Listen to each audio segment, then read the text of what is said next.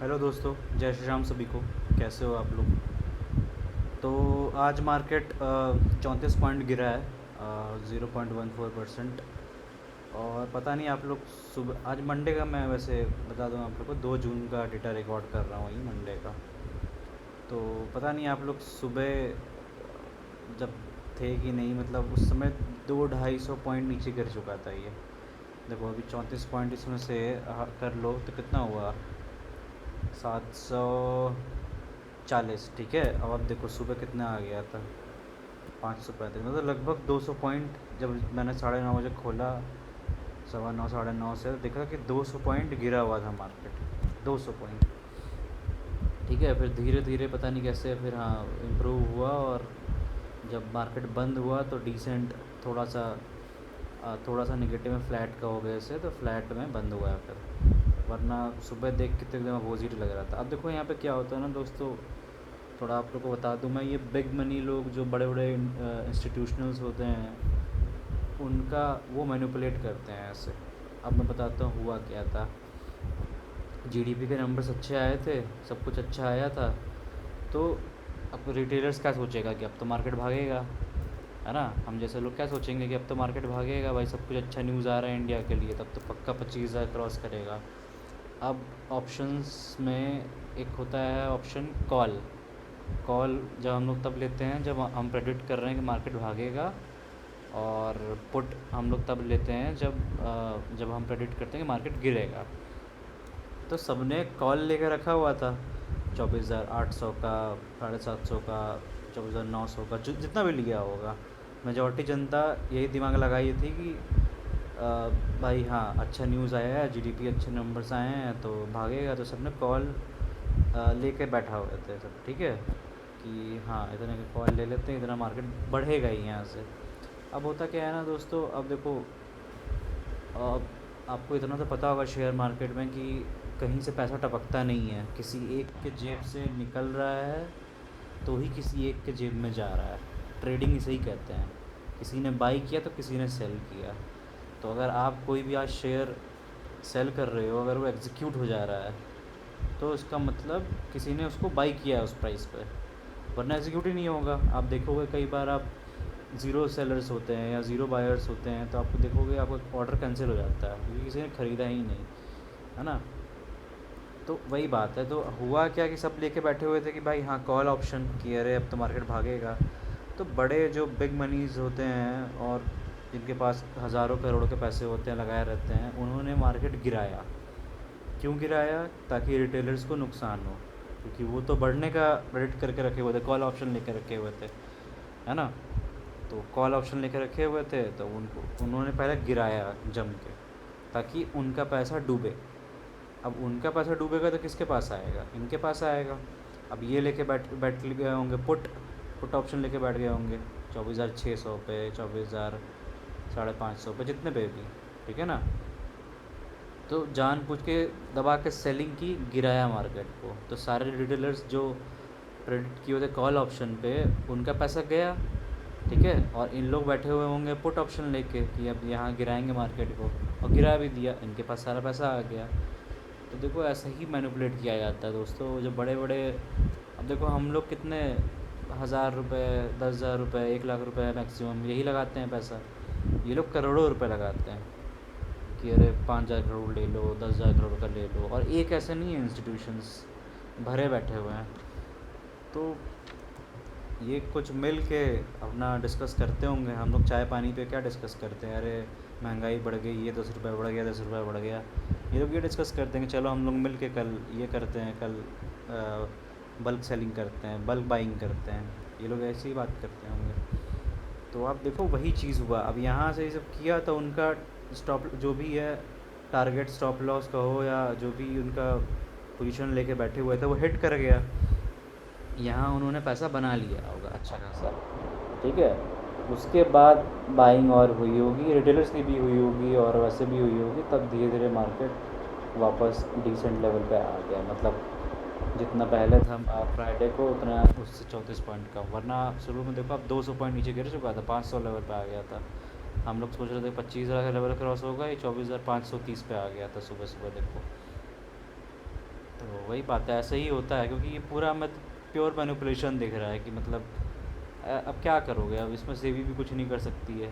कुछ लोगों के पास बल्क ऑप्शन है तो हाँ सेबी ये सब कुछ कर सकती है कि रिस्ट्रिक्शन ले आए इनके ट्रेडिंग पे, और एक जो इंस्टीट्यूशंस हैं उन पे कुछ एक सर्टेन करोड़ का एक रिस्ट्रिक्शन लगा दे कि अब इससे ज़्यादा का ट्रेड या उससे ज़्यादा का पैसा नहीं यूज़ कर सकते, तो कुछ ऐसा हो।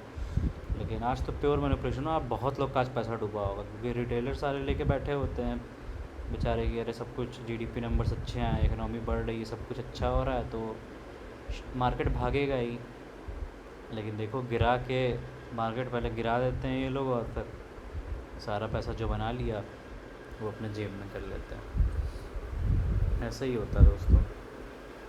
एफ आई डी आई का डेटा थोड़ा देख लें तो आज एफ आई ने देखो 2,500 की सेलिंग की है और डी आई ने 5,000 करोड़ का बाइंग किया है। तो इन्होंने भी बाई किया होगा बाद में 12 बजे 1 बजे 2 बजे, तब जाके थोड़ा मार्केट डिसेंट लेवल पे आया, वरना ये भी सेलिंग किए होते तो और मार्केट गिरता। तो मेरे को लग रहा है ये थोड़ा एब्जॉर्व कर लिया इसके सेलिंग का यहाँ पे, उस वजह से थोड़ा डिसेंट लेवल पे है। चलिए और दूसरे इंडेक्स भी देख लेते हैं कि दूसरे इंडेक्स ने कैसा परफॉर्म किया। तो निफ्टी 50 आप देखिए मतलब लगभग 0.14% गिरा है। निफ्टी बैंक बढ़ा है, निफ्टी फाइनेंशियल्स भी गिरा है, BSE सेंसेक्स भी गिरा है। निफ्टी मिड कैप देखो भागा है 0.46 आधा परसेंट। इंडिया विक्स देखो 6% 6.72% भागा है, ठीक है। निफ्टी टोटल मार्केट देखो भागा है। निफ्टी नेक्स्ट 50 भी देखो आधा परसेंट बढ़ा ही है। तो मतलब मेरे को लगता है बाकी सब बढ़े हैं निफ्टी 50 को छोड़ के। ये भी हो सकता है बहुत सारा पैसा ये लोग निफ्टी 50 कंपनी से निकाल के रिटेलर्स और रूट कर रहे हैं मिड कैप और स्मॉल कैप में। देखो मिड कैप 100 भी आधा परसेंट से ऊपर बढ़ा है। निफ्टी स्मॉल कैप देखो कितना ज़्यादा 1% से ऊपर 1 पॉइंट लगभग 1.25% बढ़ा है ना। निफ्टी स्मॉल कैप 250 देखो 0.72% बढ़ा है, भी अच्छा खासा बढ़ा है। निफ्टी मिड कैप 150 भी आधा परसेंट बढ़ा है। तो मतलब मिड कैप स्मॉल कैप बढ़े हैं और निफ्टी 50 भी बढ़ा है, सॉरी निफ्टी नेक्स्ट 50 बढ़ा है, लेकिन निफ्टी 50 थोड़ा सा गिरा है। ग्लोबल इंडेक्स का देख लें तो गिफ्ट निफ्टी भी भागा है, डाउ हल्का सा गिरा है, यूएस टेक 100 भागा है और डाउ थोड़ा सा गिरा है और S&P भी भागा है 0.28%। तो मोटा मोटा सब भागे ही हैं। ये निक्की देखो जापान का मार्केट है, ये गिरा है, इनकी इकोनॉमी पीछे हो गई इंडिया से, इसीलिए शायद इस चीज़ का इफेक्ट किया है। काफ़ी लोगों ने सेलिंग की है तो गिरा है। हैंग सेंग ये हांगकॉन्ग का, ये भी आधा परसेंट गिरा है। टैक्स देखो जर्मनी का, ये भी गिरा ही है। तो बाकी सब मार्केट गिरे हैं, ये थोड़ा थोड़ा बढ़े हैं, फ्लैट ही कहोगे इसको।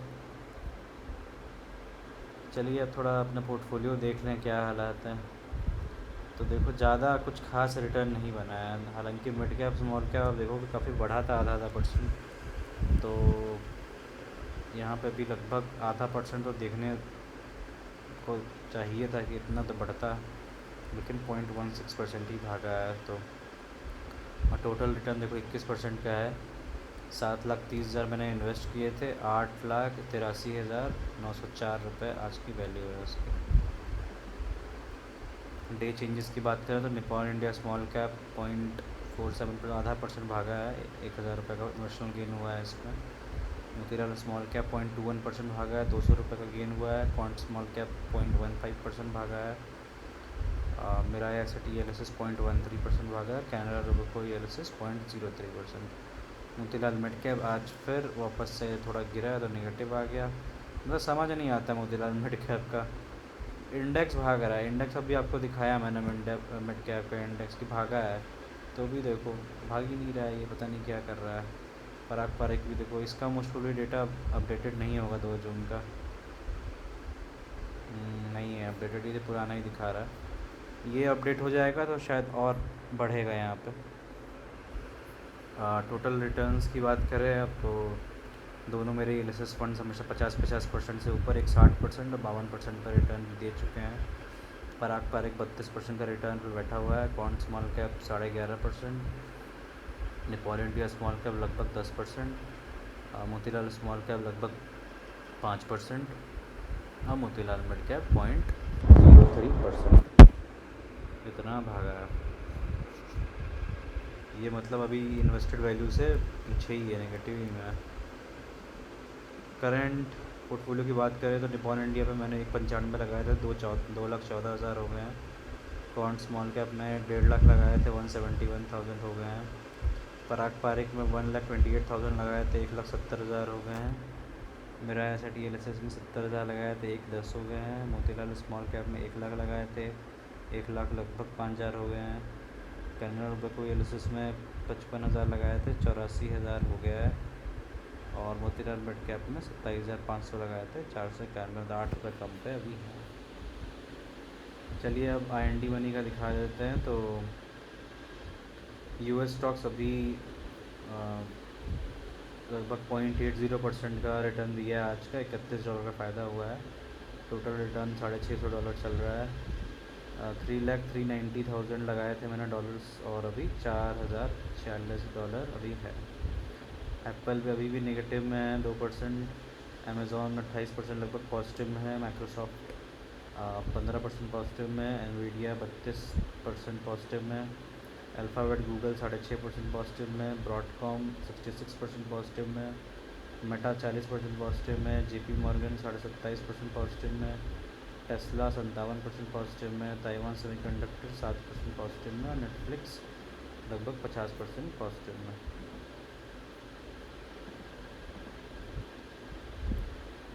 इंडियन म्यूचुअल फंड्स की बात करें तो 2,000 तीनों में मैंने लगाए हुए थे। अभी बंधन स्मॉल कैप 5% का पॉजिटिव रिटर्न दिया हुआ है।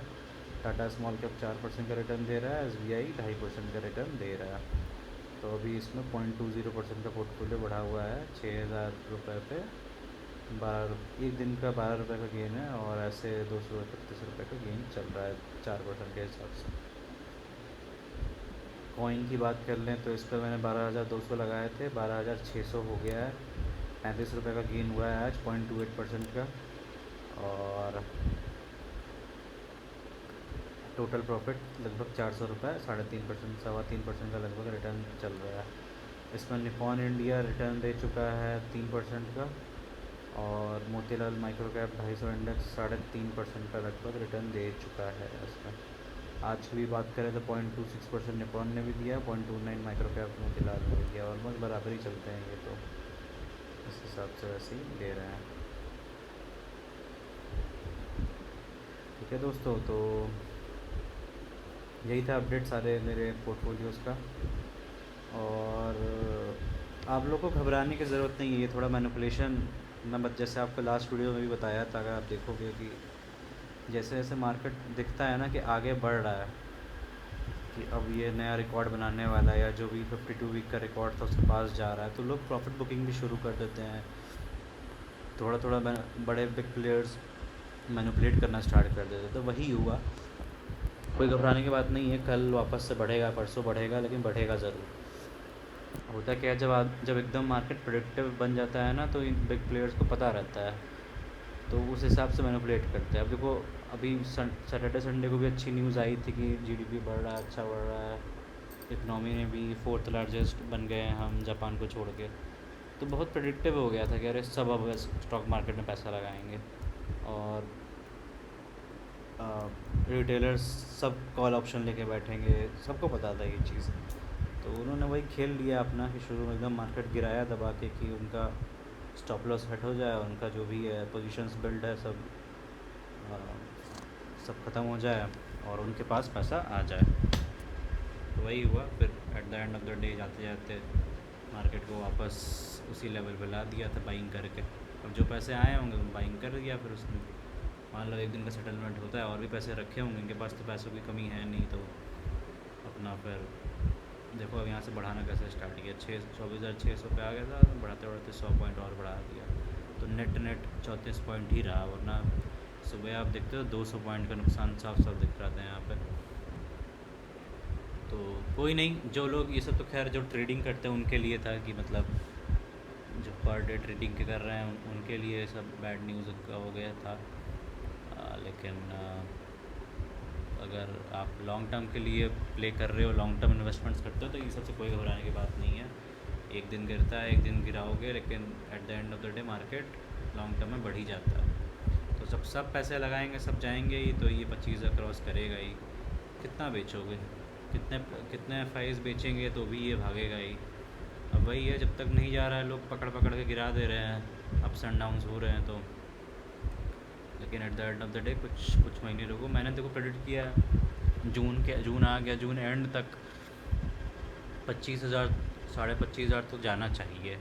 सब कुछ अच्छा रहा तो एक दो मतलब जुलाई अगस्त तक तो ये इसको रिकॉर्ड तोड़ देना चाहिए। लेकिन देखिए क्या होता है। तो कोई नहीं, अगर आप लोग लॉन्ग टर्म इन्वेस्टमेंट करते हैं, चुपचाप से जो भी आपकी एसआईपी कट रही है कटते रहने दो। और लमसम अमाउंट अगर है तो अभी डाल सकते हो, अच्छे लेवल पे है, क्योंकि इससे नीचे शायद नहीं जाएगा। बहुत होगा 24,500 लेवल पे जाएगा, उससे नीचे नहीं जाएगा। At the end of the day बढ़ना ही है मार्केट को। कल ही देख लो, क्या पता, हो सकता है 200-300 पॉइंट एक बार में बढ़ जाए और एकदम ही 25,000 क्रॉस कर दे वापस से। तो ये भी हो सकता है। तो ये बस 2-4 दिन का कुछ प्रॉफिट बुकिंग होता है तो वही सेलिंग करते हैं ये लोग, ताकि अपना पैसा अंदर कर लें। वरना लॉन्ग टर्म में देखो तो ये मार्केट भागेगा ही। तो अपना जो भी है लमसम अगर आपके पास है तो थोड़ा कर सकते हो इधर बीच में, या थोड़ा वेट कर लो, जैसी ही आपकी मर्ज़ी। लेकिन एस मत रोकना। एस अगर जा रहे हैं इस लेवल पे जाने दो, और जो भी अपना जैसा भी लेवल रहेगा अपना एस कटने दो, ठीक है। और अपना लॉन्ग टर्म बने रहो, ठीक है दोस्तों। यही अपडेट था इस बार का मेरे पोर्टफोलियो का। और मैं आपको फिर बता दूं, मैं कोई सेबी रजिस्टर्ड इन्वेस्टर नहीं हूं। मैं अपनी ओपिनियन शेयर करता हूं और बिल्कुल ट्रांसपेरेंट रखता हूँ, अपनी जर्नी दिखा रहा हूँ आप लोगों को कि पैसे ऐसे बनते हैं। देखो, आप मेरी पुरानी वीडियोस देखोगे तो आप इसमें मैं पॉजिटिव भी है, 22,000 का पॉजिटिव पे वो भी दिखाया है मैंने, 22,000 का नेगेटिव है एक दिन का, वो भी दिखाया है मैंने। हर दिन मार्केट जब जैसे परफॉर्म करता है मैं यहाँ दिखाता हूँ आप लोग को। खाली पॉडकास्ट पर बैठ के 1 करोड़ कमाया 2 करोड़ कमाया नहीं करता हूँ, जो है आपके सामने है। तो आप मेरी पूरी जर्नी देखिए, कैसे धीरे धीरे करके पैसे बनते हैं, सब आपको पता चलेगा। और मेरा एम यही है कि ज़्यादा से ज़्यादा लोग इन्वेस्टमेंट करें और लॉन्ग टर्म बने रहें पेशेंस के साथ। शॉर्ट टर्म ट्रेडिंग में कुछ नहीं रखा है, एक दिन कमाओगे दूसरे दिन लुटा दोगे सारा। तो यही है। बाकी अगर आप लोग नए हो तो मेरे वीडियोस देखा करो और सपोर्ट करो। न्यू यूट्यूबर हूँ मैं थोड़ा, तो है ना। तो ठीक है दोस्तों, मिलते हैं अब नेक्स्ट वीडियो में कल एक अपडेट के साथ, ठीक है। Thank you for watching.